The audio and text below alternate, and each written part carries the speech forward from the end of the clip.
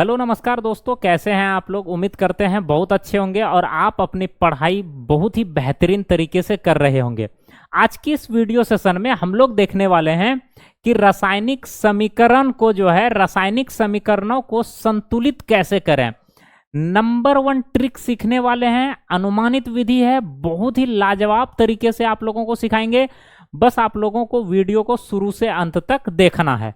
देखिए, ये आपके सामने में समीकरण दिए गए हैं, रासायनिक केमिकल इक्वेशंस दिए गए हैं। इन्हें हमें समीकरण को संतुलित करना है। देखिए, तो सबसे पहले नंबर को हम संतुलित करते हैं। सबसे पहले नंबर को, पहला नंबर संतुलित कैसे होगा, ध्यान से आप लोगों को देखना है, स्किप बिल्कुल भी नहीं करना है। देखिए, सबसे पहले हम नंबर 1 की अगर बात करें मेरे भाई, नंबर ए, यहां पे इसको पहले हम क्या करते हैं, अरेंज करके लिख लेते हैं, स्पेस बना करके। देखिए, NO3 है, ठीक है, अब प्लस CaOH का होल 2, फिर एरो का चिन्ह है, फिर है CaNO3 का होल 2, अब प्लस है H2O।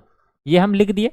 अब आप देखिए ध्यान से कैसे बैलेंस करेंगे। तो आइए देखिए, सबसे पहले ये एरो चिन्ह है ना, इसके इस तरफ और इसके इस तरफ, दोनों तरफ मिलाइए कि कितने तत्वों के परमाणु हैं। देखिए, अगर बात करें हाइड्रोजन की, तो हाइड्रोजन यहाँ 1 है, यहाँ पे हाइड्रोजन 2 से गुना है, तो 2 तो हाइड्रोजन यहाँ है, और यहाँ हाइड्रोजन 1 तो है, तो एक यहाँ और 2 यहाँ, 3 हाइड्रोजन हो गया। और यहाँ मेरे पास हाइड्रोजन सिर्फ और सिर्फ कितना है, 2 तो है, और कहीं तो हाइड्रोजन नहीं दिखाई दे रहा है। तो आप पहले इसको इक्वल कर दीजिए। तो हाइड्रोजन कैसे इक्वल होगा, अगर सपोज यहाँ हम 2 लगा दिए, तो अब 2 से ये पूरा यौगिक में मल्टीप्लाई हो गया। ये 2 जो हम यहाँ लगाए, इस 2 से हाइड्रोजन भी गुना हो गया, ये सारा टर्म भी गुना हो गया। तो अब आप देखिए, हाइड्रोजन 2 और हाइड्रोजन यहाँ भी 2, 2 और 2 4 हो गया हाइड्रोजन। तो यहाँ 2 तो है, तो आप क्या कीजिए, इसके आगे में भी 2 लगा दीजिए, 2 2 जा 4। तो क्या हाइड्रोजन इक्वल हुआ? बिल्कुल गुरुजी, हाइड्रोजन इक्वल हो गया। अब यहाँ देखिए, NO3 यहाँ पे 2 से मल्टीप्लाई हुआ तो 2 तो हो गया। यहाँ भी देखिए NO3 2 नीचे सफिशियंट में यहाँ नीचे लगा हुआ है, तो मतलब ये NO3 भी पूरा का पूरा बराबर हो गया। अब यहाँ देखिए Ca 1 तो है, तो Ca यहाँ 1 तो है।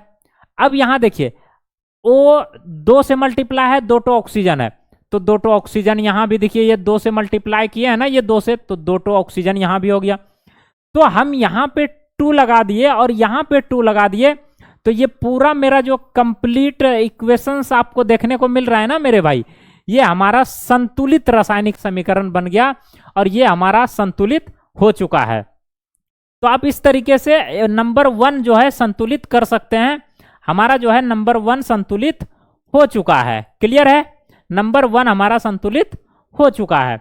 अब आइए बी नंबर संतुलित करते हैं। देखिए, नंबर बी को संतुलित करते हैं। आइए, नंबर बी में क्या लिखा हुआ है, लिखा है NaOH, अब प्लस है H2SO4, यही है।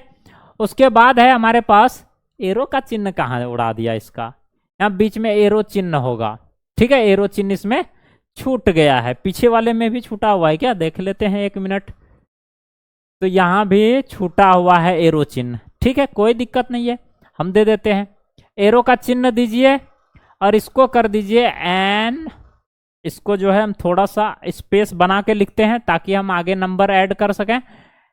Na2SO4 अब प्लस H2O। अब देखिए, इसको कैसे इक्वल करेंगे। यहाँ सोडियम हमारे पास कितना है, Na कितना है, यहाँ पे 1 तो है गुरुजी, इधर Na 2 तो है, यहाँ देखिए, तो इक्वल कर दीजिए आप, यहाँ 2 लगा दीजिए। अब जैसे 2 लगाए तो सोडियम हमारा यहाँ 2 हो गया और यहाँ सोडियम हमारे पास 2 है, तो दोनों इक्वल हो गया ना, Na मतलब सोडियम बराबर हो गया। Very good. अब देखिए अगला मिलाते हैं, ऑक्सीजन को काउंटिंग कीजिए, 2 से यहाँ मल्टीप्लाई हो गया है, तो 2 तो ऑक्सीजन यहाँ है, यहाँ 4 तो ऑक्सीजन है, 4 और 2 6 ऑक्सीजन है। अब यहां देखिए ऑक्सीजन कितना है, यहाँ पे 4 टो है और यहाँ ऑक्सीजन 1 टो है, 5 टो है। अगर आगे में यहाँ 2 लगा दें तो 2 से मल्टीप्लाई हुआ ऑक्सीजन में 2 टो ऑक्सीजन हो गया और यहाँ 4 टो है, 4 2 6 टो ऑक्सीजन हुआ, हाँ या ना। यहाँ भी मेरे पास 4 ऑक्सीजन यहाँ, 2 ऑक्सीजन यहाँ, 4 2 6, ऑक्सीजन भी बराबर हो गया, हाँ या ना। वेरी गुड गुरुजी, ऑक्सीजन भी बराबर हो गया। अब हाइड्रोजन को मिला लेते हैं, तो हाइड्रोजन भी यहाँ गुना हुआ है, तो हाइड्रोजन भी गुरुजी 2 टो है, यहाँ हाइड्रोजन 2 टो है, तो 2 और 2 4 टो हाइड्रोजन हो गया, 4 टो हाइड्रोजन यहाँ भी है, 2 2 जा 4, 4 टो हाइड्रोजन यहाँ भी है हमारे पास। बताओ है कि नहीं है गुरुजी, इक्वल है। उसके बाद बात करें ये SO4 ये पूरा, तो यहां देखिए SO4 ये पूरा का एज इट इज है, तो कहीं ना कहीं अब जो है सिर्फ यहां 2 लगा दिए और इस समीकरण में यहां पे 2 लगा दिए और ये एरो चिन्ह है ही। अब ये समीकरण पूरा का पूरा हमारा जो है बैलेंस हो गया। तो यहां 2 लगाए, इसको हम अलग पेन से अगर लिख दें तो और भी आप लोगों को समझ में आएगा। यहां 2 लगा दिए और एक 2 हम यहां लगा दिए, बस ये समीकरण हमारा हो गया संतुलित रासायनिक समीकरण। ये हमारा संतुलित हो चुका है। कैसे हुआ, तो आपको इस तरीके से आपको थोड़ा सा माइंड का यूज करना है। इसको अनुमानित विधि बोलते हैं, लेकिन है बहुत सिंपल। इसी प्रकार से अगला अगर हम देखें ना, अगला ये वाला देखिए, अगला अगर ये वाला आप देखोगे ना तो NaCl यही है, ठीक है। अब प्लस AgNO3 यही है। उसके बाद एरो का सिंबल दिया हुआ है AgCl, तो हम लिख दिए AgCl, ठीक है। अब प्लस NaNO3 यही है आपके सामने में। अब आप देखिए पहले मिलाइए, Na यहाँ कितना है, 1 टो है गुरुजी, यहाँ भी Na 1 टो है, वेरी सिंपल, मिल गया। उसके बाद Cl यहाँ कितना है, 1 है, Cl यहाँ भी 1 है। उसके बाद Ag यहाँ पे 1 है, Ag यहाँ पे 1 है। NO3 की बात करें तो NO3 भी यहाँ इक्वल है। अर्थात हम बोल सकते हैं कि इसमें कोई चेंज हमें करना ही नहीं पड़ा, ये ऑलरेडी हमारा जो है संतुलित रासायनिक समीकरण है। ये हमारा ऑलरेडी कैसा समीकरण है मेरे भाई, संतुलित रासायनिक समीकरण है। इसमें जो है हमें कोई भी चेंज नहीं करना पड़ा, ये ऑलरेडी संतुलित रासायनिक समीकरण है। बिहार बोर्ड में भी ये डायरेक्ट पूछ लिया जाता है कि जांच कीजिए कौन सा रासायनिक समीकरण संतुलित है और कौन सा नहीं है।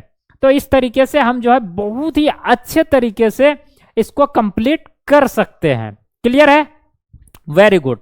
तो देखिए इस तरह से ये वाला भी हमारा कंप्लीट हो गया।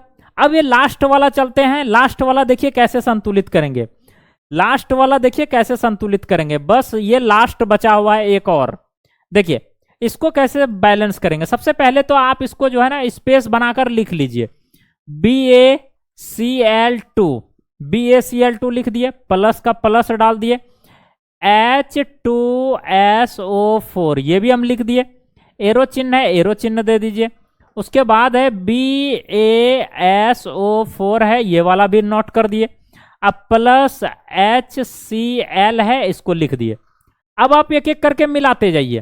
पहले अगर बात करें हाइड्रोजन की, अगर Ba की ही बात कर लेते हैं तो Ba देखिए यहाँ 1 है, यहाँ भी 1 है।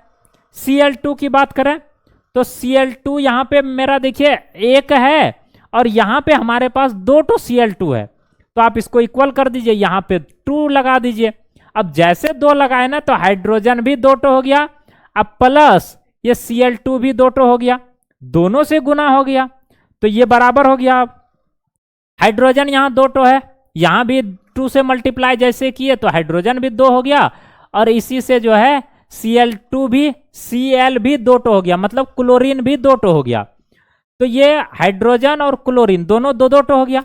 तो यहाँ भी हाइड्रोजन अगर देखें तो 2 टो है, और SO4 तो SO4 यहाँ पे है ही, इक्वल हो गया। अब तो इसका मतलब है सिर्फ और सिर्फ हम कहाँ चेंज किए मेरे भाई, सिर्फ और सिर्फ जो है यहाँ पे हम 2 लगा दिए, तो ये पूरा का पूरा समीकरण हमारा जो है संतुलित रासायनिक समीकरण बन गया। तो ये कुछ था रासायनिक समीकरण को संतुलित कैसे करें।